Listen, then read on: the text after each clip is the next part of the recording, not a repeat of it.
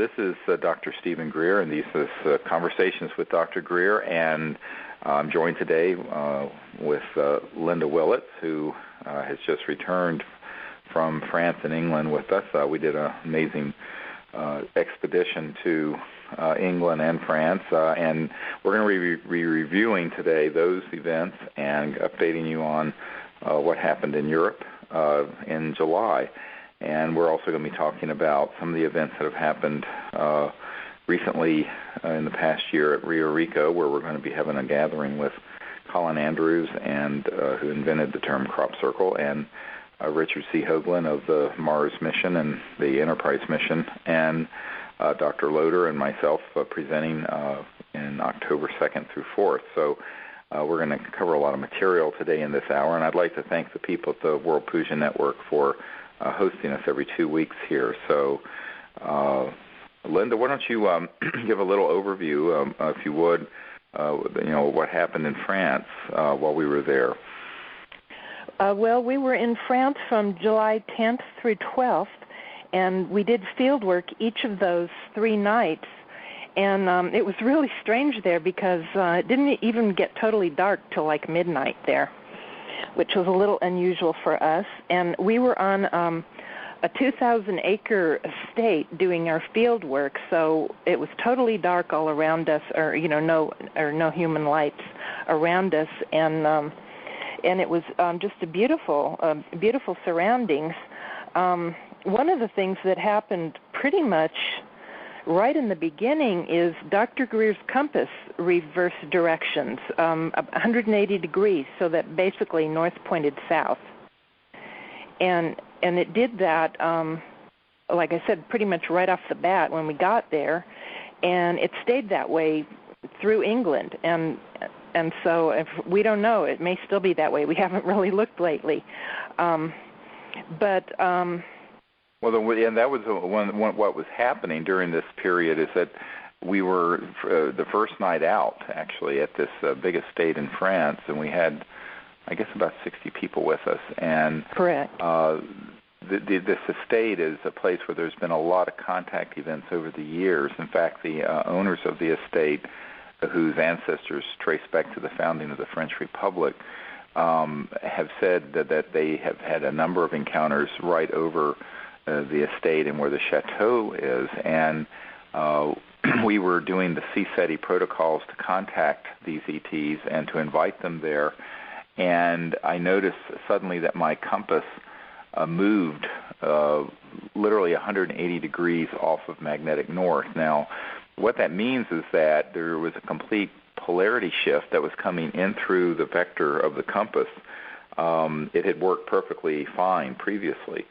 And that often happens when a interdimensional field shift is happening and a craft is in the area.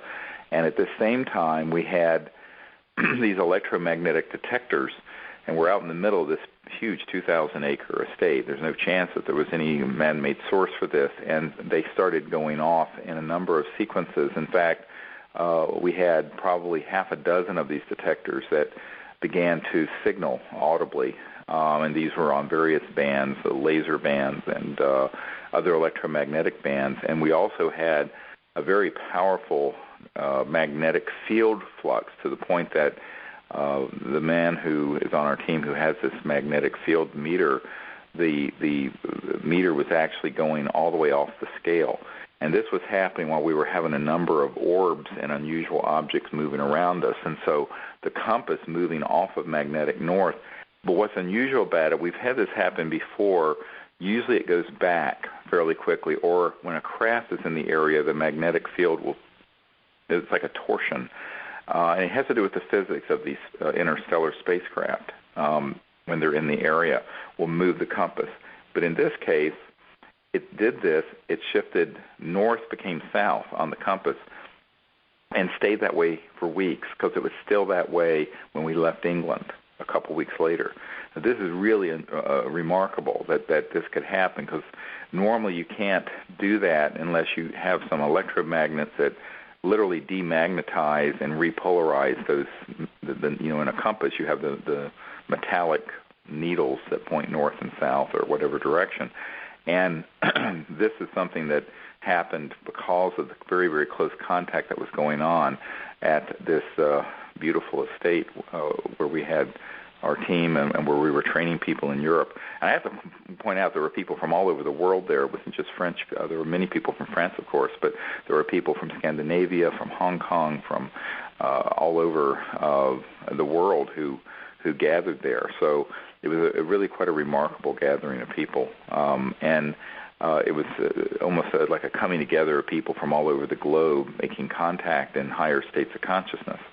And the ETs were there very, very powerfully.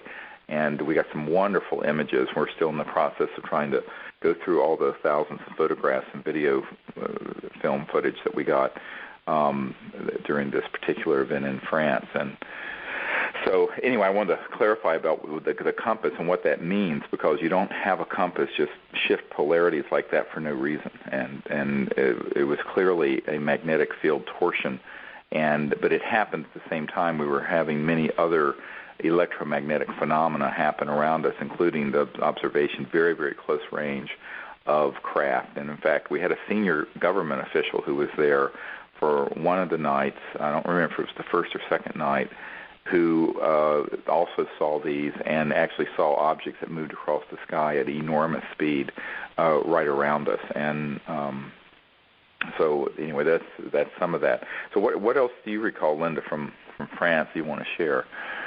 Well, that same night when your compass reversed, we had a real motif of chevron-shaped crafts. We saw some chevron-shaped crafts overhead and shoot by overhead, but there was also a giant chevron-shaped cloud that stayed for the longest time in the sky when we were there, which was quite unusual. And one of the interesting things that happened during I believe it was it was a meditation that one of the team members from Germany had, and he saw a mandala shape in his meditation. And basically, if you can envision a starfish, the kind that have the skinny legs, where there's like a circle in the middle and then the legs radiate out from that. Well, right. This one had like 9 what you'd call the legs, where there was like a circle in the middle, which was the starting circle of each of the so-called legs, which were made up of increasingly smaller circles, but nine circles and 9 legs. And it was quite a beautiful shape, and Dr. Greer had an amazing meditation about it later that evening. Well, it had a motif. It's interesting. It was almost like a crop circle, and in fact, later there were some crop circles kind of similar to this that appeared in England. But the motif was around the number 9, which is the highest digit, and is a very sacred number. And there were 9 of them that in 12 sections that became 108. And in the Vedic tradition, since we're on the World Puja Network, there's a tradition of the 108 and the number 108 being a very sacred number of for very developed spiritual people and people who are in service to higher consciousness. And so what I think this was about was that this particular image that came through was a symbol of the higher states of consciousness and the very God-conscious interstellar civilizations that are involved in this time in history as the Earth makes this transformation into the future, which is the emergence of an entire new civilization on this planet that will be rooted in the sciences of consciousness and the sciences of higher states of consciousness. So I think this is, the meditation and the symbology of this, it had within it sort of a message about the time that we're coming into.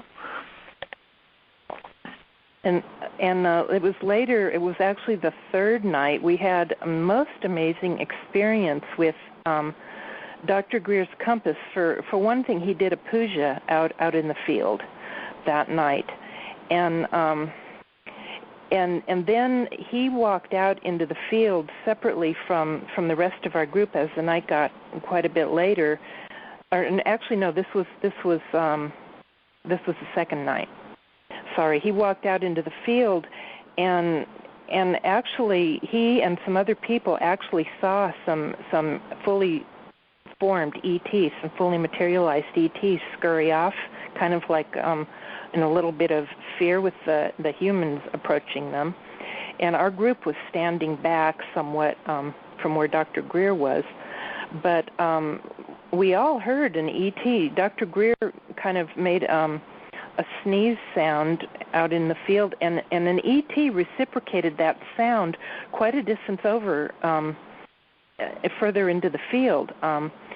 But then what was so interesting is then we all came together in this group around where the ETs were dematerialized, and they were shy. They were a little bit leery of all of us humans, 60 humans all standing around, but they indicated their presence by creating a heartbeat sound out of the magnetometer, that when Dr. Greer held his compass, which was still in this 180-degree off north, kind of state because of the ET energy in it,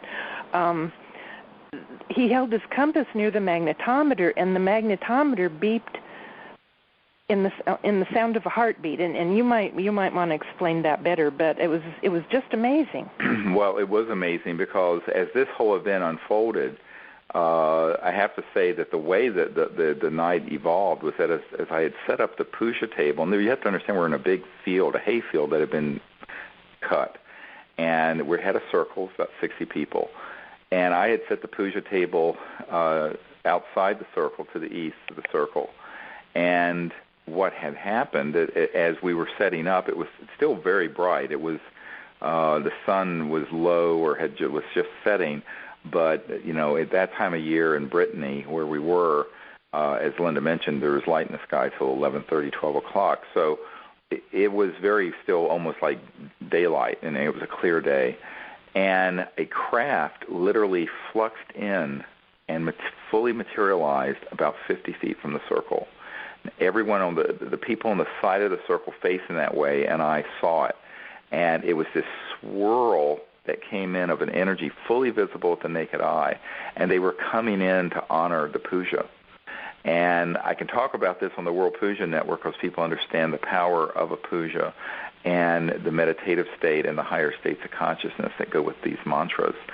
And so as we set this up, as soon as I'd set up this table and I returned to the circle, but before we were doing the puja, there was this gathering of these craft that came in, and all of our detectors became very active, and we had this craft that literally materialized very quickly. It was there and then gone. But the people who saw it, it was unmistakable.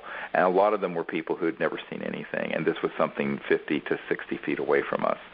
And what happened with that is that this was a message to the group that the transdimensional interstellar civilizations that are, this, if you will, the origins of a lot of the Vedic knowledge and the higher states of consciousness information were coming for this event, and were there on site. It was stunning, actually, one of the most stunning things I've ever seen in broad daylight at such close range. So, when I after the puja, and I put the compass out in the field further east in an area that we were asking them to land, we heard a number of metallic things and footsteps moving, both to the west and to the east of where the circle was. And towards the end, later, as Linda was saying, I walked out there, and as I did, myself and several other people saw maybe 4 or 5 or 6 ETs, just a small group of them that were fully materialized. I mean, completely like physical people. These were not people. These were no one in our group, and there were no humans there besides our group. It was a private, secured estate. And I heard them. You could actually hear the feet, the footsteps, as they kind of ran off a little bit because they saw there were 60 people behind me coming. And I think, as Linda mentioned very correctly, they were a bit shy or overwhelmed with that many humans approaching them.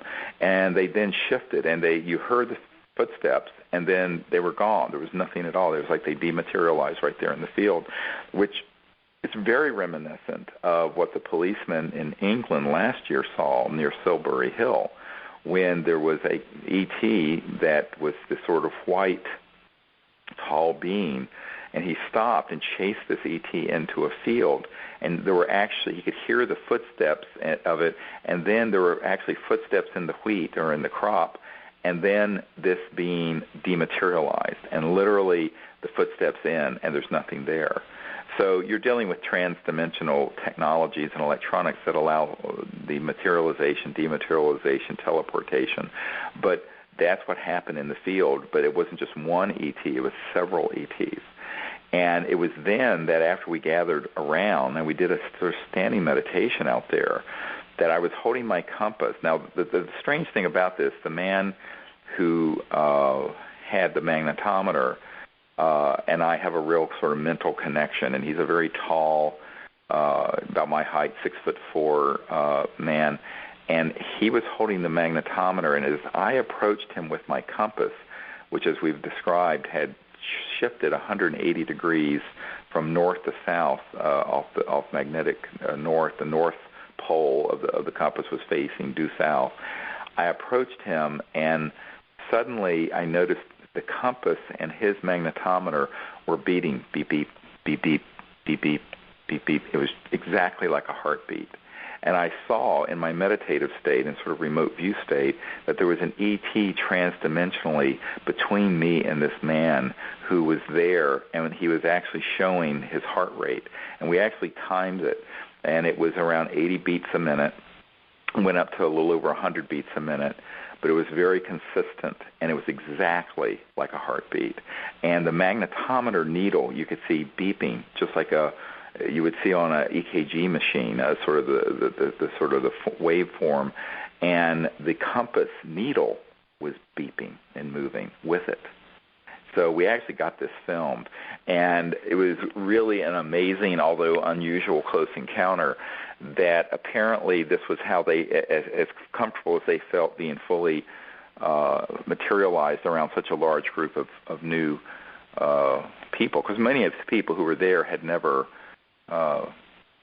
been on an expedition out under the stars to see these things, and I think it was quite an initiation for some of the folks. People were in a state of just shock with some of these things that happened, and. So that's part of what happened that evening, and we know that it was because of the power of the higher state of consciousness which the group had attained from the puja and the meditation afterwards. And then I think it was on the last night, we had an amazing thing happen where there was a tone coming through one of the electromagnetic detectors that we've never heard before, and it's not a tone that the detector is programmed to make from any man-made source. And it sounded like beep, beep, beep, beep, beep, beep, beep, beep. This went on for about 2 hours, and it was almost like a message or a Morse code, although I think that's too simplistic, that kept coming through this one particular detector. And it happened, and then when at the end of the night, we made a standing circle, and we were holding hands to say goodnight. It ended after over 2 hours. I think it was 2 hours and 7 minutes, which again, it added up to 9. So and it 2 hours and 7 minutes, we had this happening. Now, I have to say, this particular brand of electromagnetic and radar detector we've had with us, we've never heard a tone like that come through it ever. And it was new, and so we're calling this, the French tones, because it was very unique. And at the end of that, of course, we broke circle. Suddenly, over the field where we had seen this craft materialize, when it was still daylight, we saw this beautiful ship that was sort of a white golden color rise upward, and then it started just strobing at us, like a giant orb, strobing and strobing and strobing. as it moved off into space and went out, but it was in the atmosphere and completely materialized, and we just looked at it as it left. And we realized then that that tone that they were sending to us, whatever message it was, beep, beep, beep, beep, beep, beep, beep, beep, it was very much, what it was saying to me is there's a new phase coming, because it was a completely new set of tones, and it actually had a message within it.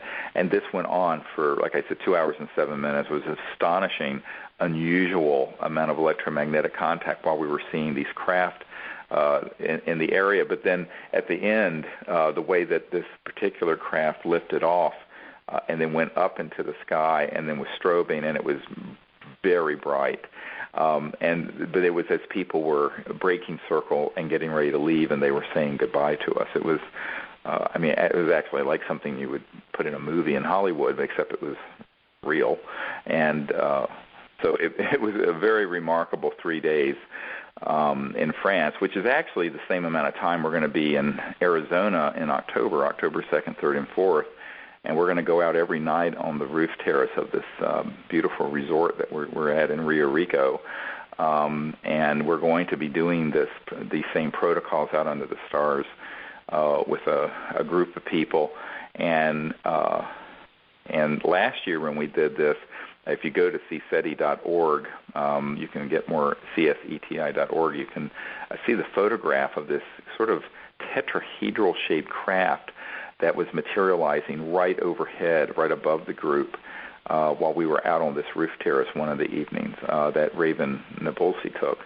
And it's really a remarkable photograph, and it coincides with the group having a great deal of coherence in the meditative state out under the stars on top of this roof terrace in Rio Rico, where we'll be in October. So if you're interested, and it's of course it's a shorter amount of time than the longer CSETI trips. It's basically a long weekend and a Monday, a Saturday, Sunday, and Monday, October 2nd, 3rd, and 4th. You can find out more about that at CSETI.org.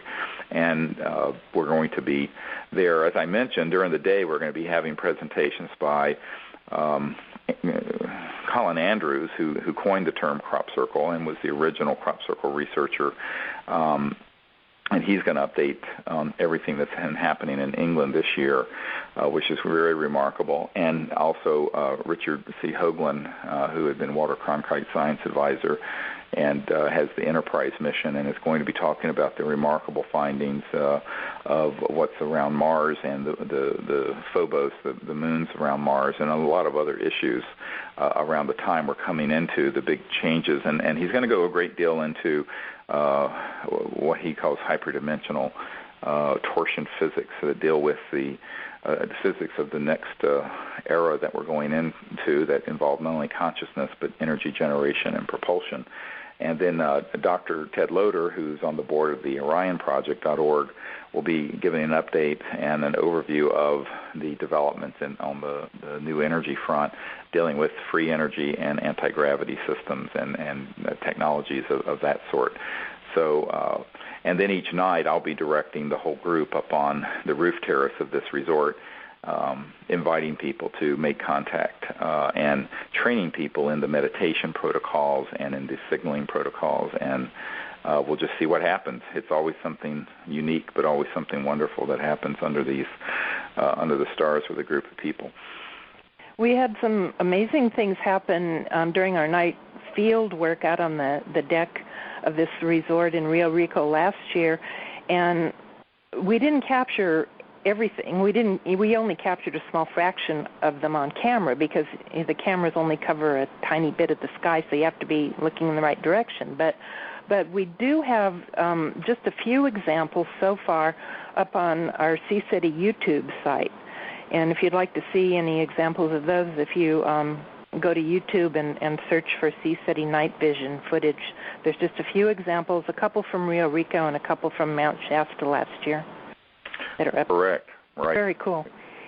Yeah. So, the French expedition was wonderful, and part of the purpose of it, as I mentioned, there were some people who are associated with various governments who were there, and we're really wanting to try to bring people into a state of empowerment where as humans learn how to make peaceful contact with these extraterrestrial civilizations, the people who are in government circles learn this as well and see what the protocols are. Because one of the things that I'm convinced has to happen is, those of you who studied the whole concepts of the science of consciousness and the power of meditation and prayer and the concepts around Rupert Sheldrake's morphogenic fields, is that as more people begin to know about something and to do something, particularly if they're doing it from a higher state of consciousness and purity of heart and expanded awareness, it has an effect that is really transcendental to linear space and time. It affects everyone on the planet. In fact, it affects people on other planets because it affects the conscious structure of the cosmos. And that as we make contact this way and as we begin to visualize and actually actuate these contact events, it really is affecting people even in government circles, military circles, scientific circles. And I'm in Washington a lot, and as I see things happening, of course, things are very slow in political circles, but ultimately what we see happening is an opening up to these ideas, not only in the United States, but around the world. And in fact, even since we have been over in England and France, the British Ministry of Defense has released another very large number of top-secret documents to the public, which got a lot of play in the media. So this is the sort of thing that's happening. And in France, right after we got back, the aerospace group, that there's a aerospace industry professional group that we've been working with that just released a report on UFOs saying that they are of extraterrestrial origin. And this is something that was released within a few weeks of us returning from France, which I doubt is a coincidence. So given the fact that we know the people behind those reports, and you can go to disclosureproject.org and CSETI.org and see the links to this report from the French Aerospace Society. And these sort of developments are not unrelated to the contact work we're doing, because, and a lot of people don't understand this because they think very linearly, is that when you get, like we're going to do in Rio Rico, when you get dozens of people together in this state of consciousness for peaceful purposes, in a higher state of awareness, making contact, visualizing this new future of new energy, anti-gravity, universal peace, world peace, it has a huge effect on people who aren't there and who don't even know you're doing it. Doesn't matter if they know you're doing it, because it accelerates conscious evolution non-locally. And that's one of the great mysteries of consciousness, is that it's always non-local and it's always operating beyond what your linear time-space-oriented mind is seeing, that there's a deeper universal aspect of awareness that we're tied into all the time, and what we're doing is affecting this consciousness, and through this, if you will, this universal communication system of pure consciousness, which everyone's mind is linked into by virtue of being aware and conscious, that when we are working in a group, it has this exponential effect more than if you were doing it by yourself. So if you sit by yourself and do these things, it's good. But if you're in a group, it's exponentially greater. And in fact, there's scientific evidence for this. When Dr. John at the Princeton Engineering Anomalies Research Lab, the PEER Lab, he found that when people were putting their awareness on, say, a random number generator or a robotic machine or something like this, that there would be an effect. If one person did it, there would be an effect that the consciousness of that person, even on this inanimate object or a machine, would have. But if two people who were united or loved each other or had a sense of purpose together did it, it wasn't just twice as much, it was exponentially greater. So imagine what happens when we have 30, 40, 50, 60, 100 people doing this. It literally is exciting and revitalizing every atom in the cosmos. And on the planet, it has a huge effect. And so this shift in awareness is as important as anything we might see or record with a videotape or a camera or an electronic device, because that's really how change happens. It happens on this level of conscious evolution. And people doing this together is so powerful. And it's actually a beautiful experience. I can say that everyone's lives are altered and transformed in the most beautiful ways when they come to these events and do this together. It's really a wonderful experience. What was really lovely about the France workshop was that 60 people, when they all went home to their various countries, numerous countries in Europe as well as Scandinavia and England and Canada and Russia, one from Russia even, and the United States. And all these people went home and we're getting reports. A number of them have been doing field work and are having some amazing experiences that they've taken to their home area as well. Oh, yes, and this is what's so exciting. When a few years ago we did this with a team up in Canada near Montreal, and a number of people who went out there to do the work have continued it and literally have had the most amazing contact that's happened with this group.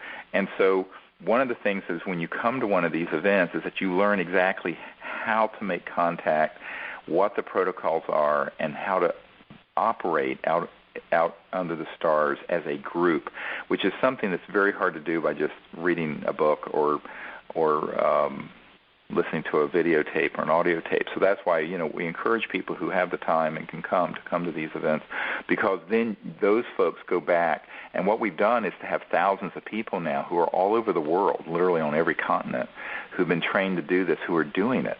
And that is going to shift the whole direction of this civilization into this peaceful, universal peaceful civilization where we are going to become interstellar eventually. Of course, we have a lot of changes have to happen on this planet before that happens. But we have to get on that path, and this is how we move the planet onto that path. And the science of consciousness and the knowledge of all the Vedic cities, the SIDDHIS, the abilities that develop from experiencing higher states of consciousness, whether it's remote viewing, precognition, teleportation, levitation, materialization. All these things are things that develop spontaneously as one experiences through the puja and through the meditation, these states of consciousness, and then it gets applied into these contact protocols that we have, and that's what people learn. It's a combination of sort of a master's course in meditation and the Vedas with the knowledge of the science, the modern sciences of technologies that are involved with this, and how to do this and coordinate all of it to make contact under the stars. And so that's really what we try to share with people as we go out together as a group. So we'll be doing that at Rio Rico as well, and hope those of you who can make it will join us there. It's a beautiful place in the desert outside Tucson, very beautiful setting. Nice and dark, and we also have quite an international group that turns out for that as well. So, oh yes, wonderful place. And so it'll be really exciting. And then in November, actually, we're going to be up at Joshua Tree National Park. Yep, back to Joshua Tree. Yeah, and doing this. So there are all kinds of opportunities to get together. Now, one of the things, before we run out of time, we better, Linda, get on to some of the unbelievable things. For a whole week, we went to England, and we did with a smaller group of people, because it was a longer period of time. It was an entire 7-day expedition. We went to Wiltshire, where Stonehenge and Avebury and Silbury Hill and all these ancient sacred sites are. But also we were staying right near Stonehenge at a wonderful place, and in the epicenter of where all the crop circle activity is happening.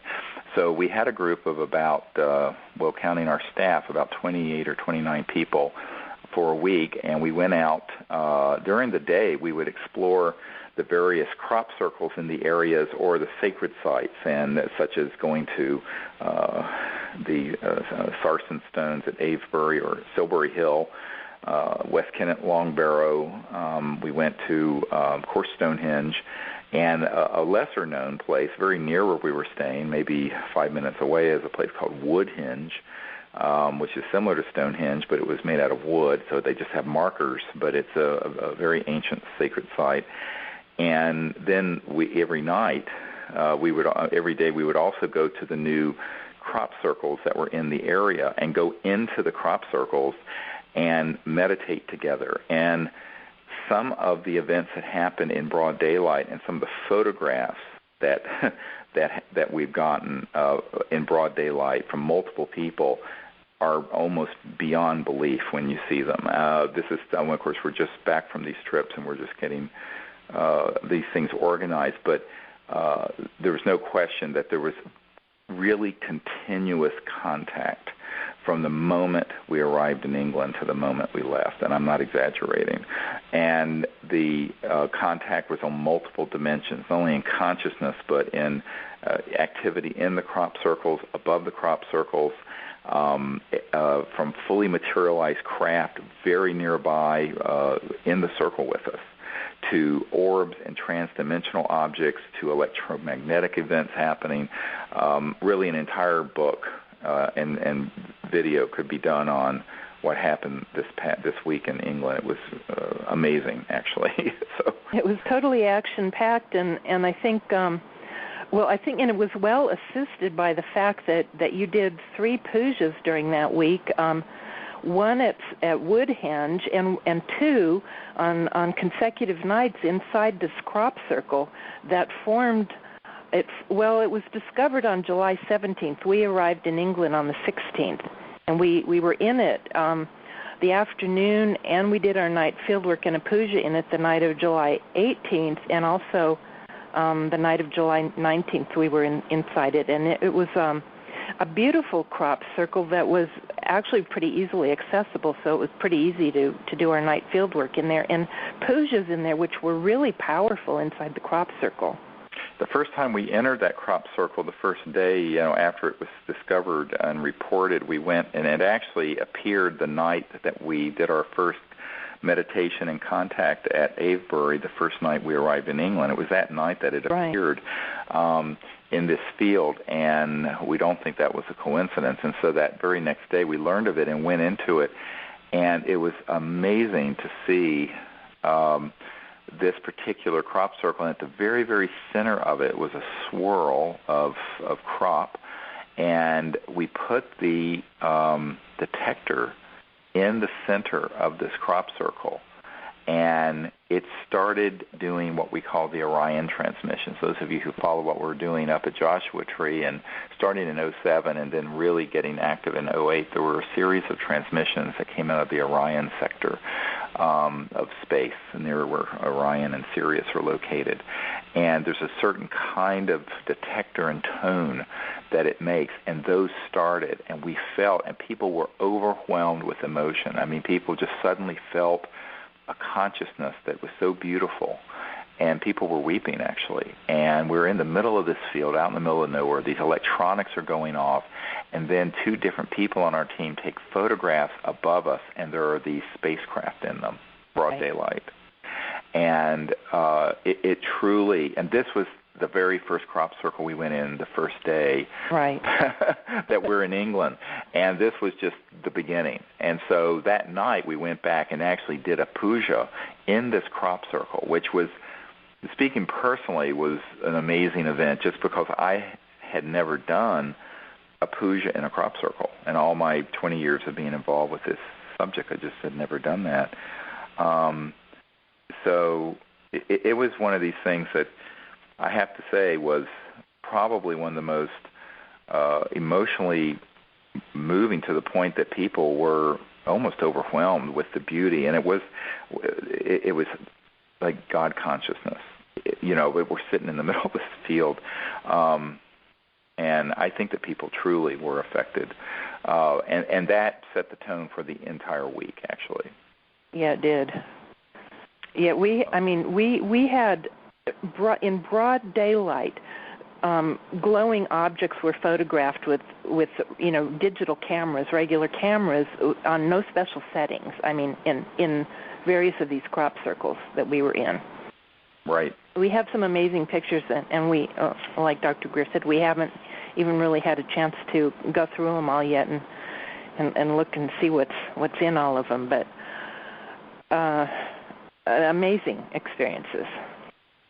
And one of the things that was really wonderful, there were a number of people there who were had various digital cameras, and they were getting the same images in broad daylight that our regular people were getting. That's right, yeah. Like Emory, who has these really high quality, $5,000 digital cameras.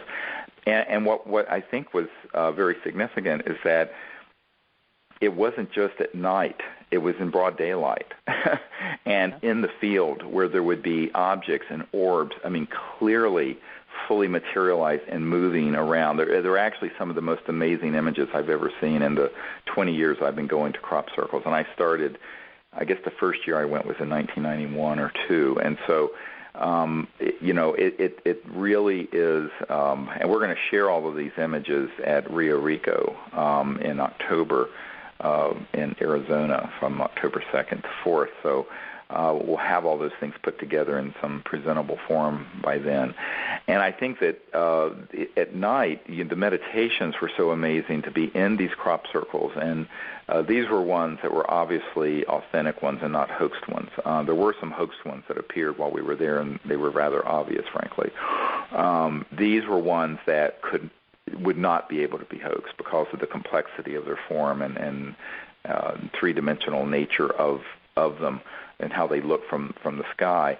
And while we were in the crop circle making contact at night, we would literally have craft fly right over us and right over the circle with all the detectors going off. Mm-hmm. And we would have beings that would quasi-materialize, almost like a hologram, that would appear in the circle and in the field around us, and people would actually then hear them walking, and then they would disappear, just like the policeman last year found near Silbury Hill.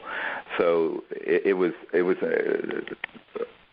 a beautiful week in England, and we had some rain, which you would expect, of course, in England, but by and large, we were very fortunate with the weather, which we tend to be, and I have to say, I think it was the most extraordinary week I've ever had in England in the crop circles. I think one of the really amazing things as well that we had during that week was we had a really strong connection with the ancient peoples, the really pre-Homo sapien peoples of that area, and especially when Dr. Greer did the puja in Woodhenge, a lot of members really felt a sense of appreciation coming from the ancient peoples of that area.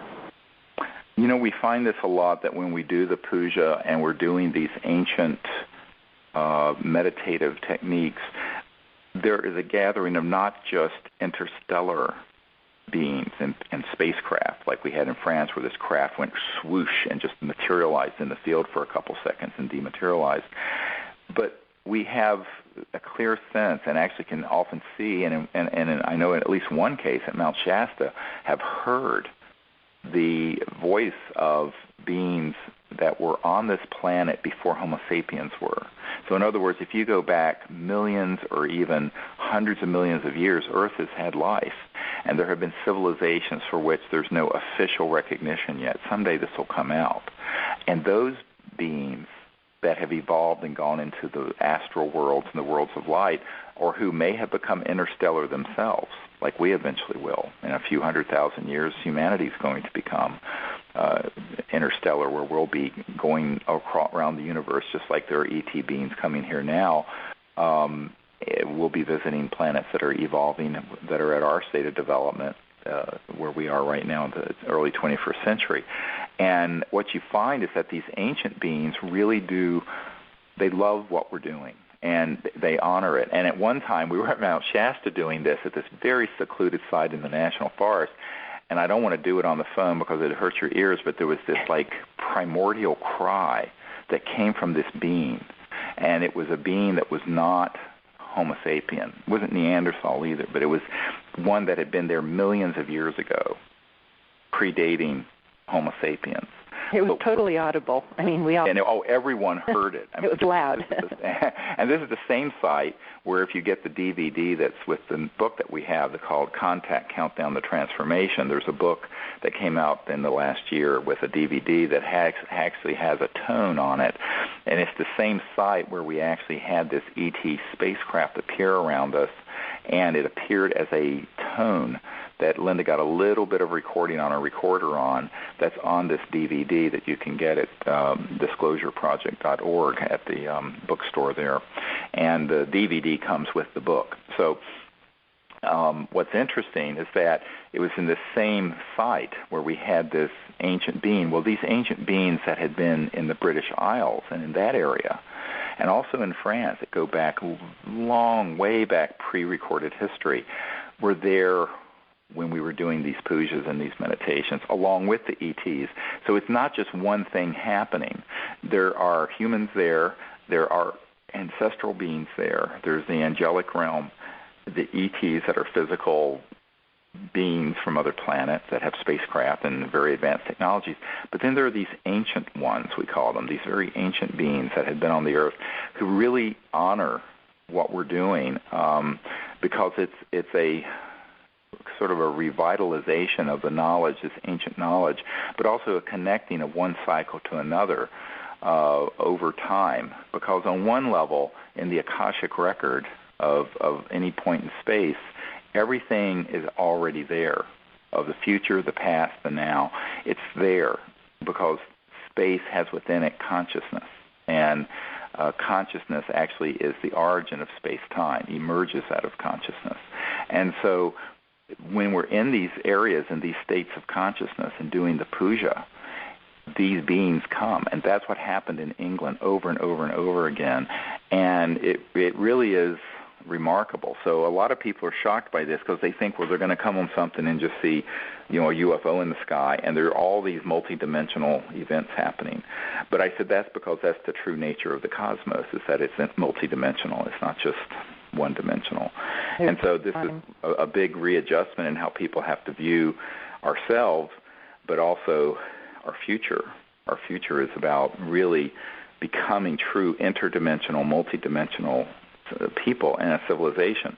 I have to comment that Dr. Jan Bravo and Dr. Loder and I have worked very closely with a gentleman who's basically worked for all those three-letter agencies, CIA and various, and we've been to his command center and we know him very well. This man has frequently brought to him ancient artifacts that are technological, and we're not talking 1,000 years old. We're talking hundreds of thousands, maybe millions, of very, very old, that are found in various places. And the intelligence community will come to him for him to try to figure out what it was used for and how it might have operated. So, and people have heard rumors of this, that there's sort of a secret museum of ancient artifacts that are, archaeological, the things that go back that prove that there was civilizations on this planet thousands, millions of years ago, really, millions. And the fact of the matter is that's true. And this is one of the men that has been tasked with evaluating those devices and those technologies when they are found, because the intelligence community obviously, and we're going to go through this at Rio Rico. Richard C. Hoagland's going to go over a lot of this with what they found on Mars, but that let's just say people who think there's only been life on Earth for 6,000 years are greatly mistaken. And the intelligence community really doesn't want that known. And it's interesting, some years ago, and I was telling Richard Hoagland this I think in the last interview we did, in fact. I met with a scientist at the Jet Propulsion Laboratories and who followed our work, and this is a scientist there at JPL, said, look, you're absolutely right. There are these ancient artifacts on Earth, but also on Mars and on the Moon. Who knows what's on some of the other planets in our solar system? One can only imagine. But he said the reason that we can't disclose that to the public is that it would collapse the foundations of all the orthodox religious belief systems on the planet Earth. All those orthodox belief systems and mythologies would completely have to be changed. And I said, well, good. Isn't it time that we, kind of end, it's just childhood's end, and we should evolve to the point of a larger understanding. He says, yes, but there are very powerful interests who do not want that information known by the public.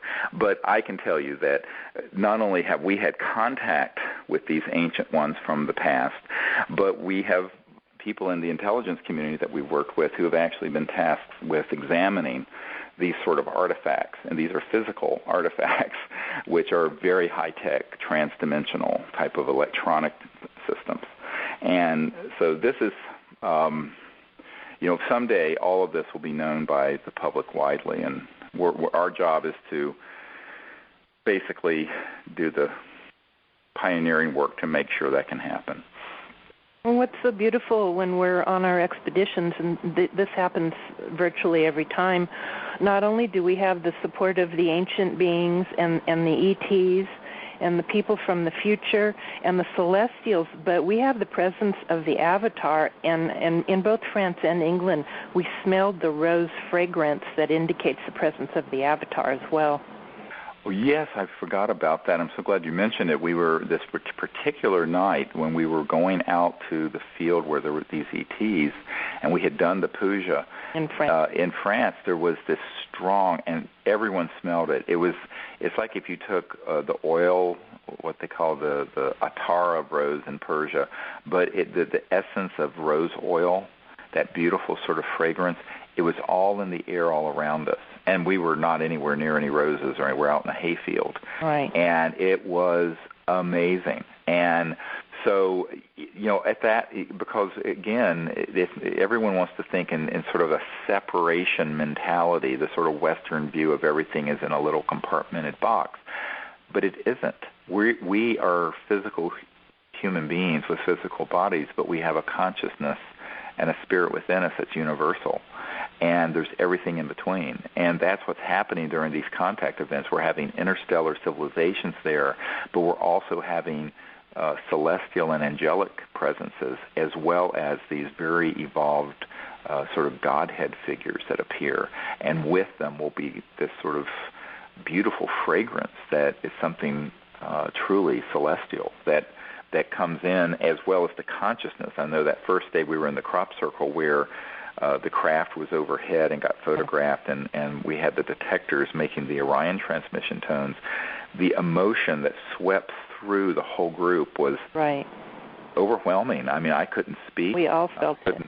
Yeah, it was just it was beautiful, and it wasn't just me. It was almost everyone was affected this way, and so that's sort of the exciting thing about this is when you realize that we're all a part of a whole, and that the whole, once one enters into this state of wholeness, of consciousness, then all those dimensions and realities are present. It isn't just about seeing a UFO or an ET craft. And this is something most people don't expect initially, because if they study the subject, it's all very been oriented towards a sort of materialistic, reductionist, let's kick the tires on the UFO. And there is that. I mean, there are physical craft and there are physical images and what have you. But what's really amazing is that there are all these other aspects of it that are in the higher states of consciousness that are with it. And this is what you would expect from civilizations that, in order to travel from one star system to another, have to go into and transect, if you will, and go through these other dimensions that are conscious the astral, the celestial. They have to be aware of this because you can't go faster than the speed of light, staying as a solid material object. So this knowledge and consciousness is the big science. And I've said many times that the next once we get these free energy devices and anti-gravity systems out so we can run the world on a wholly new paradigm of energy generation, the real focus for our civilization are going to be these sciences and consciousness. And this is why the Vedic knowledge, the knowledge of the puja, everything that people on the World Puja Network are studying are going to be not peripheral, but central to our civilization in the next 1,000 years. These are the experiences that are life-changing for the people that come on these expeditions. It's the spirituality and the consciousness experiences really that people are just blown away by. It is. It really is beautiful. It is. So, well, we're almost out of time. What I'd like to invite people to do is to go to CSETI, that's CSETI.org, CSETI.org, and you can look and see some of these images that are up and also find out about these upcoming events that are going to be held in Arizona and Rio Rico, this beautiful resort. And there's a whole lot of information there about that, the speakers and what we'll be presenting, and also the resort itself is a beautiful Esplendor, I believe it's called. And it's out in the desert in a beautiful setting. And then you can also find out about, of course, we're going to be at Mount Shasta in a couple of weeks for a week, and then also in Joshua Tree in November. So those of you who want to join us at any of these, just contact us, and we'll try to make that arrangement. And I'd like to thank Linda for joining me today, and particularly like to thank the folks at the World Puja Network for giving us this time to share these updates on our adventures around the world as we explore all these dimensions and higher states of consciousness in contact. So thank you, too, and goodbye for now. Okay, goodbye. Thank you all. Until next time, this is Dr. Stephen Greer with Conversations with Dr. Greer. Bye-bye.